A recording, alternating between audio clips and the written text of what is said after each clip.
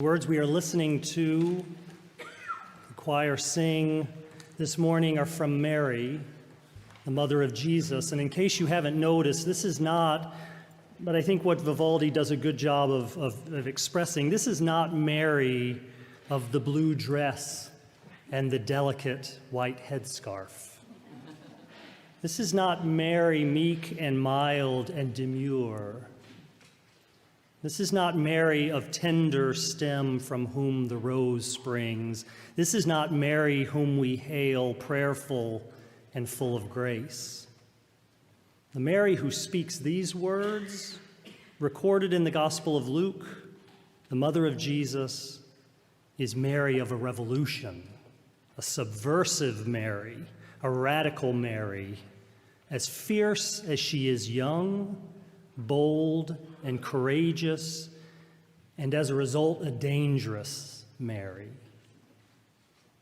We've tried to put her in her place, to make her youthful and naive and innocent and pretty and soft. We've quieted her and placed her in a silent and holy night. We've surrounded her with barnyard animals. We've bent her knees to kneeling for creches, cocked her head in a delicate pose of adoration of her little baby, and placed a strong-standing Joseph behind her. We've placed a little glowing halo of light around her head and made her skin lily white and her hair blonde and her figure shapely, all to take the teeth out of the words she speaks. Because the carols written and the sermons preached and the paintings painted across the centuries, you see, have you often been created for or commissioned by the proud, the power holders, those with great means, the keepers of the way things are who benefit from the way things are. And they have not wanted a Mary who stands bold and strong, lifts her head, and proclaims, "He has scattered the proud in the thoughts of their hearts and brought down the powerful from their thrones and lifted up the poor and lowly, filled the hungry and sent the rich away empty." That's a Mary quite contrary, a revolutionary Mary, not a Mary meek and mild and acceding to the way things are. But you should know that the radical nature of Mary's Magnificat has not been lost on certain folks across the ages. Right? Dietrich Bonhoeffer sat in a Nazi prison cell. He sat in a Nazi prison cell in Germany for having plotted against Hitler, and he said of the Magnificat, Mary's song is at once the most passionate, most revolutionary Advent song ever sung. And the Magnificat, these words we're listening to this morning, was banned in British colonial India. It was banned in Guatemala and Argentina when it was being recited by mothers of the disappeared in the 1980s. It was banned from public recitation because they were only too aware of the revolutionary nature of what Mary was proclaiming, a rallying cry for overturning the oppressive current social system, a cry against the exploitation of the poor. This was not Mary's idea. She stood in a long tradition that understood the revelation of God to be particularly focused, the revelation of God, God's self, to arisen and to have been focused on the poor, oppressed, exploited, the abused and overburdened, those on the underside of society. It was not Mary's idea. She was just courageous enough to proclaim it as she saw it and knew it and suddenly was experiencing it, that this God revealed God's self first to a people owned by another people. That's who God came to first, to reveal the truth of God's self was to a people enslaved.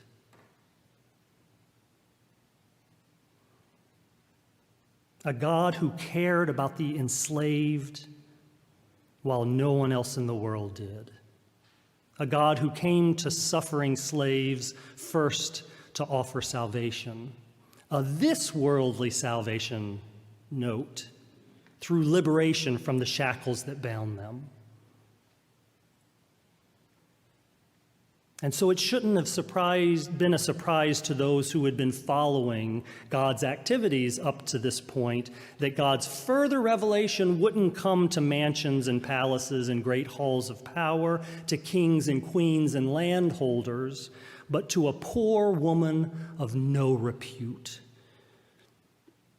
In fact, seriously questionable repute after God's visitation. This is how God comes, our sacred text says. First of all, for the liberation of those crushed and destitute and oppressed.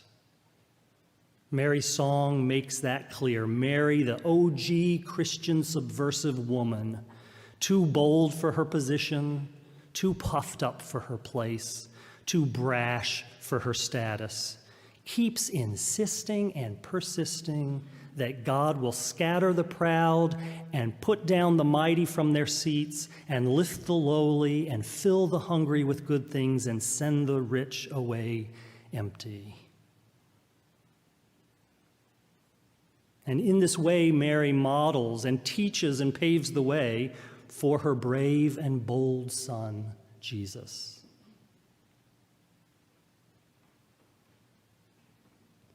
She paves the way for his coming, which is a coming not so much to the influencers as to the neglected, not to the wall builders, but to the desperate border crossers, not to those who over-profit from mistreatment of labor, but to the laborers, not so much to those who know how to work the system for their benefit, but to those who get worked over by the system, not to those who have everything going for them, but to those who seem to have everything stacked against them, not to the silencers, but to the silenced. I have come not to those who are in no need of a physician, but to those who are sick.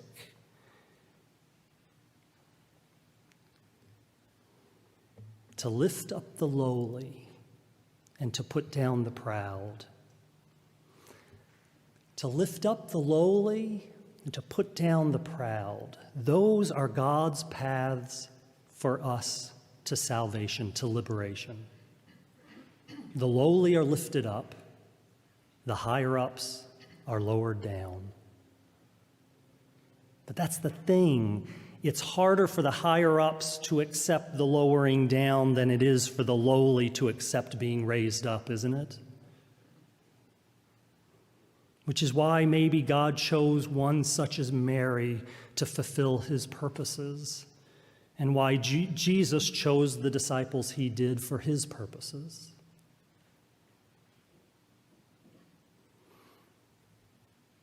So raise your head, you lowly of spirit.